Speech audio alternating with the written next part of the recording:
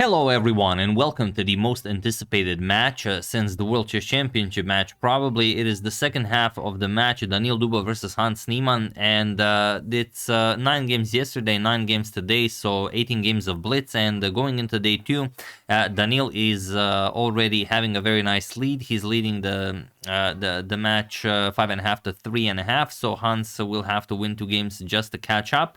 And it was a pretty close call at the end. We're going to show 2 games, one a fun game and one the last game, game 18, that decided the match, because going into the final game, we're gonna get to that. Let's first check out the first game. This is a very short one and a very nice one. So Daniil with white opens with pawn to d4.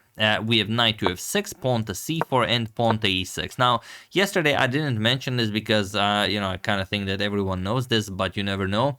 The prize for winning this event is that you can hook up the other guy to a lie detector and ask him anything you want. One question, anything you want. It's pretty weird prize, if you ask me, but if it works for them, all the better. What would you ask if you had the opportunity? What would you ask Hans, and what would you ask Daniil? But okay, e6, we have knight to f3, pawn to d5, the queen's gambit declined, and now pawn to g3 by Daniil. We have bishop to b4 with check, knight b to d2, and castles kingside. We have bishop to g2, and pawn to b6. So not pawn to b5, pawn to b6, preparing to either fianchetto the light square bishop, or maybe even bishop to a6. So we've transposed into some sort of a close Catalan. We have castles, bishop to b7, and knight to e5. We have pawn to a5 by Hans, pawn to a3 attacking the bishop, and the bishop back to e7, b3, and pawn to c5. You can see they're playing pretty much instantly. Not a lot of seconds being wasted here. D captures on c5, bishop captures on c5, and bishop to b2. This has all been played before, so it is also known theory.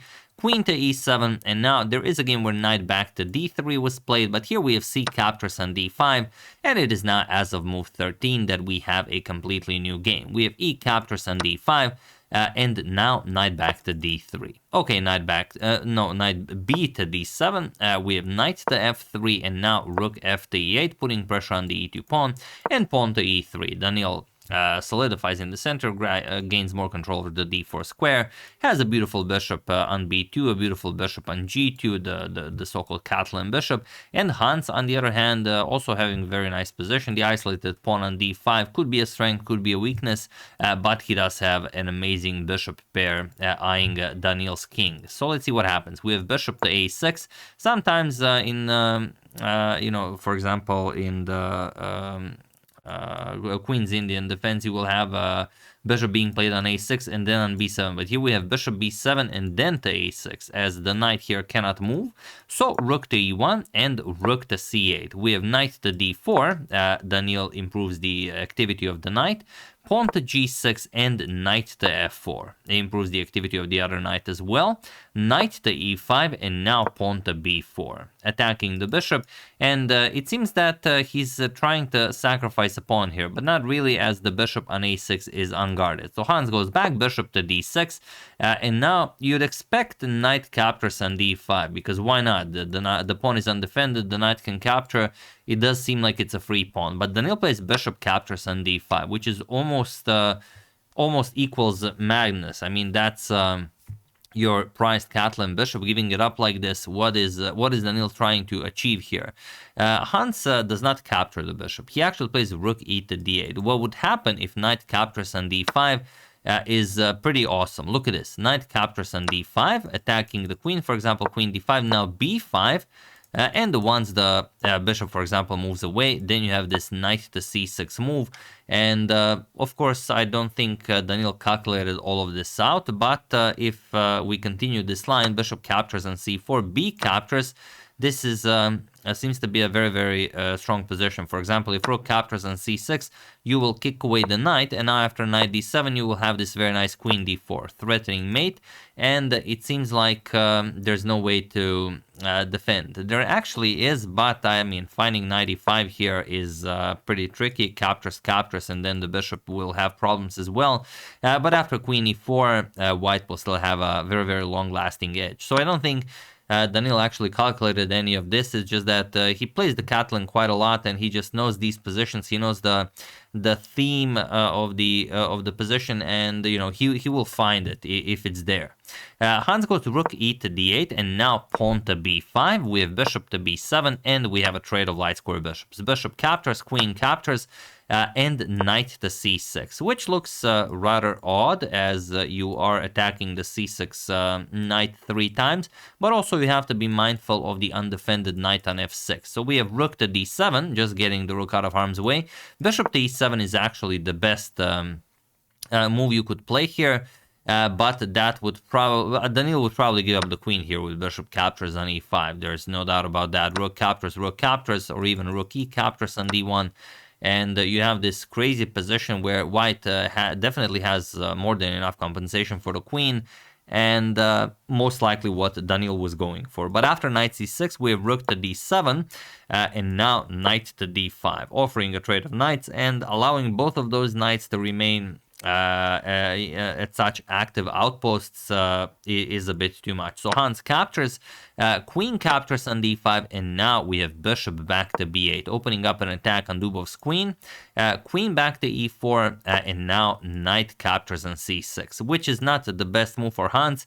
But even the best move would be insufficient in this position. For example, f5 is the best move, but this weakens your king a bit too much. You're just going to go queen to c2, and now you capture, you don't capture, doesn't matter. Like queen captures on c6, you will deliver a check, and look at this poor black king. King to f8, b captures on c6, and good luck defending this. Of course, queen captures can't really be played, and if you play rook captures, then you just open up the position and go after that black king. You could maybe muddy the waters a little bit with pawn to f4, but then e5 comes, e6, and it's just not going to be all that much for Hans. But after queen e4, Hans did not play this sort of an attempt at resilience. He actually played knight captures on c6, and now Daniil just plays b captures on c6, and there is no way to save the game here, because if rook captures, don't forget about our good friend the dark square bishop. Queen t8 will just be checkmate. So Hans capture with the queen, but it does not help him. Feel free to pause the video and win the game for Daniil while I give you a couple of seconds.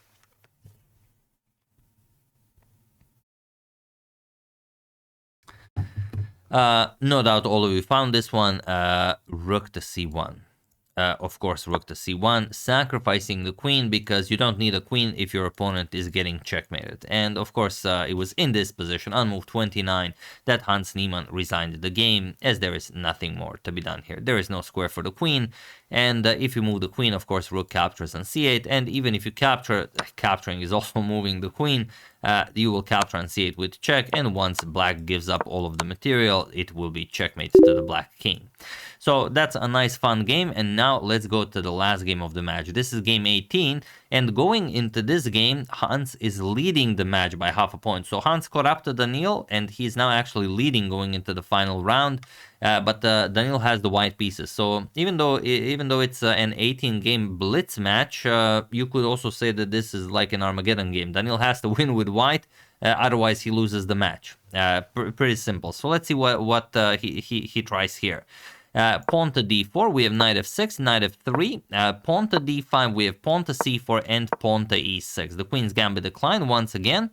g3, why not? If the Catalan is working for him, he should stick to it. We have bishop to e7, bishop to e2, and castles kingside. We have castles kingside, and d captures on c4, a nice classical line of the Catalan. Queen to a4 by Daniil, we have pawn to a6, and queen captures on c4. b5 and queen to c2. Seen a million times, as also you can see by the situation on their clocks. They're gaining time, not wasting time, and it's a 3+2 game, so you know that they're just playing it instantly. Bishop b7, we have bishop to d2, bishop to e4, attacking the queen, queen to c1, and pawn to c6. So doing everything you can, of course, to limit the power of the almighty Catalan bishop. E3, we have knight b to d7 and knight to c3. There are games where bishop to g6 was played, also bishop to d3 is a known move, but here Hans plays bishop captures on f3, and it is now as of move 13 that we have a completely new game. Daniil captures back, of course, the Catalan bishop lives to fight another day. We have rook to c8 and knight to e2. Pawn to c5 makes sense as the queen is on c1. Queen to e1 and now queen to b6, inviting bishop to a5 as, I mean, who wouldn't play it? So, of course, Daniil plays it with queen back to b8 and d captures on c5 before Hans starts advancing those pawns. Bishop captures on c5 and bishop back to g2, where the bishop will be safer, and you will try, of course, to remaneuver that knight to f3 maybe. So knight e5, we have bishop back to c3, putting pressure on the knight, and pawn to b4. We have bishop to d4, offering a trade on a favorable square. Pawn to a5, and now queen to d1. We have rook f to d8, nicely aligning the rook with the queen, queen to b3, and bishop captures on d4. We have knight captures and knight f to d7. So Hans obviously very happy. He solved all of his opening problems. The Catalan bishop is attacking nothing, basically. Still a very strong piece. Its influence is felt all over the board. But, you know, it's much easier to play. And he's saying, okay, I don't even need to play this for a win. You have to win this in order to win the match. Otherwise, I win the match, even if it's a draw.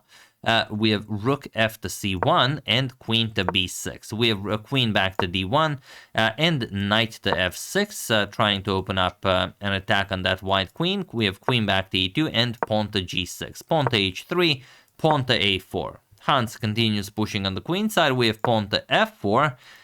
Yes, it is weakening your king, but it also gets rid of the knight from the active e5 square.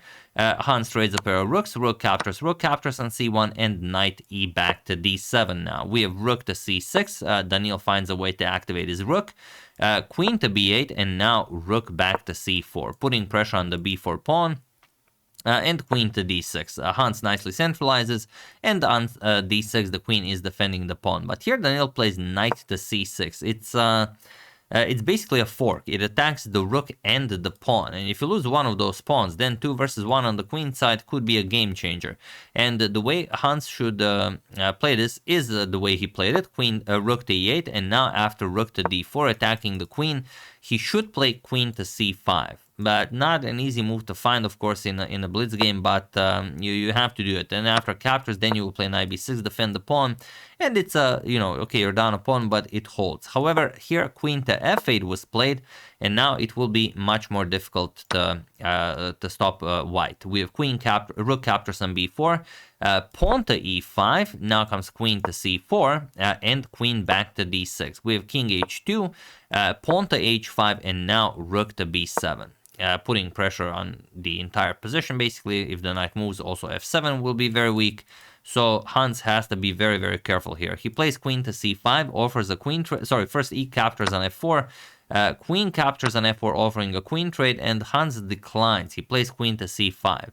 You'd think that if you want a draw, you're just going to play something like this, but I guess Hans figured that being down a pawn on the queen side is too much to opt for such an endgame, or maybe he's still trying to win with black, hard to say. He played queen to c5, and now Daniil again offered a draw with queen to d. Not a draw, offered a queen trade with queen to d4. Interestingly, knight to b8 here is a killer move. Point being that it's defended by the queen, and you are threatening the knight on d7. And once you capture, or rather once the rook captures, could be even better, you will simply trade, but now you will capture the knight on f6, and now you're threatening to pick up this knight as well. It's very hard to find a move like it. Knight e7 attacking the queen, you will play queen c6, and you will be able to trade queens, and the 2 versus 1 on the queen side will now be winning for white, as the bishop is much too strong for the knight to handle on such an open board, and you're of course up a pawn. So after queen c5, queen to d4 was played by Daniil. He does not go for this. Rook captures on e3. Hans wins a pawn.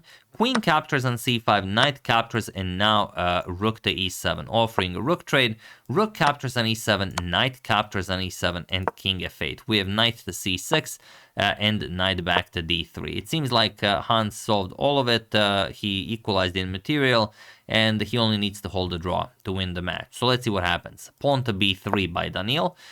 We have pawn to a3, blocking, but also allowing Daniil to create a passed pawn. We have bishop to f1, attacking the knight, and the knight to c1, attacking the a2 pawn. We have knight to b4 defending, and knight to e4. Knight to c2, trying to trade off the a2 pawn for the a3 pawn, and now comes knight to d2, attacking the bishop, bishop to c4, and here, interestingly, capturing the bishop or capturing the a2 pawn is enough for Hans to draw. That's enough. But after the move Hans played, knight to b1, Daniil can now actually play for the win, and it's not that difficult to figure out what he played. He played pawn to b4. The passed pawn now starts marching forward, and the knights are not really in a position to stop the pawn.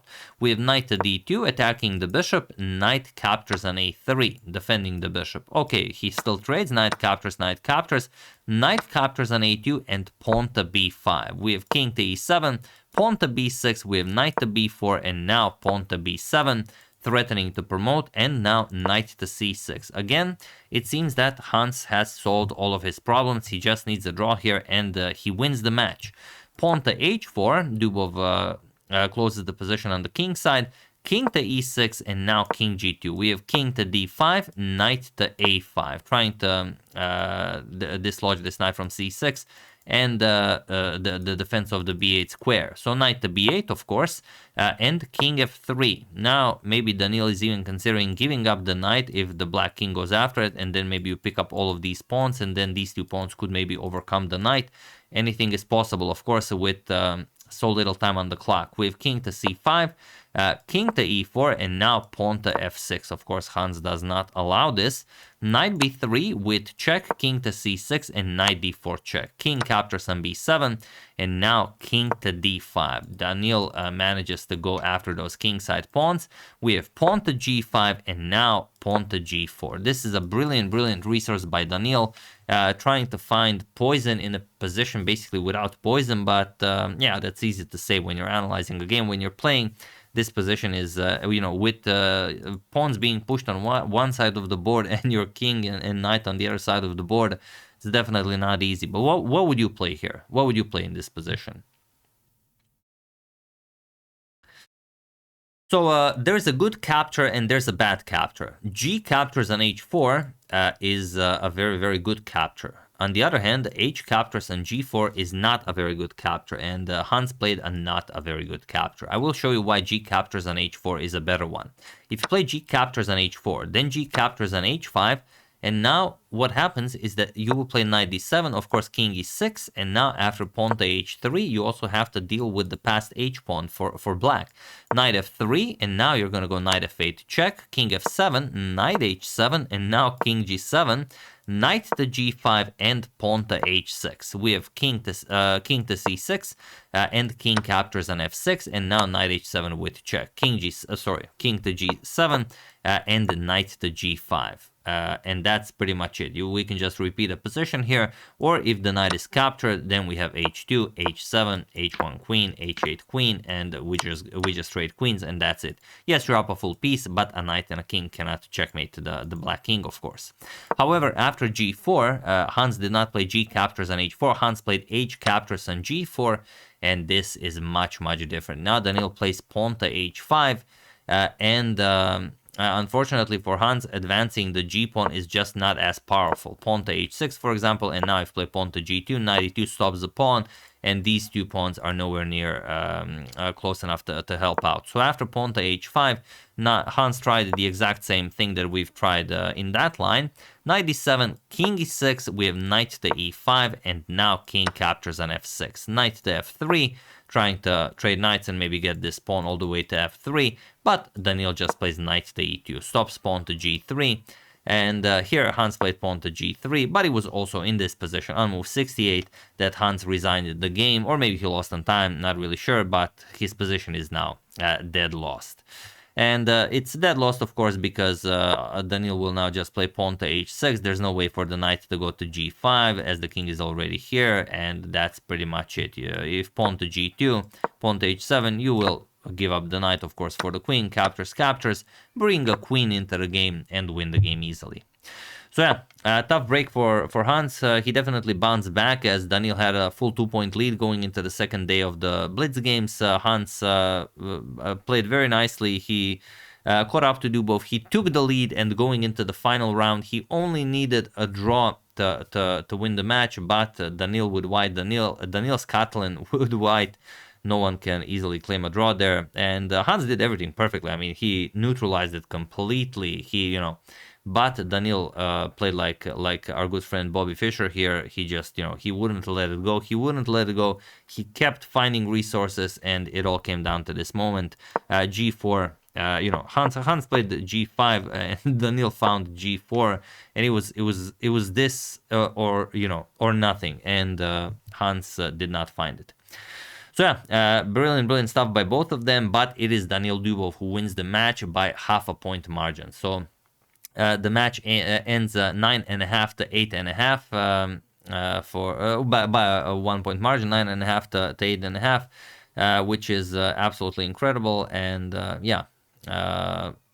brilliant stuff by both of them, but it is Daniil who wins the match, and it is Daniil who will ask Hans the question, whatever question he wants, as Hans is, I guess, now as we speak, being hooked up to a polygraph, and then we will be informed of what was the question and what is the answer. So yeah, what do you think the question will be? And what do you think the answer will be to that question? We will find out very soon, I hope. So yeah, that's the game. Hope you guys enjoyed it. Very nicely played by both of them. I would like to thank Janko Popovic, Kushin for Pushin, Priscilla Woodley, Gerhard Homer, and David Gasparian for a contribution to my channel. Thank you a lot, I really appreciate it. As usual, you can check 2 of my previous videos here. Thank you all for watching, and I will see you soon, continuing to check up on your wonderful suggestions and whatever else happens in the chess world. Thank you all, I will see you soon, and have an excellent rest of your day.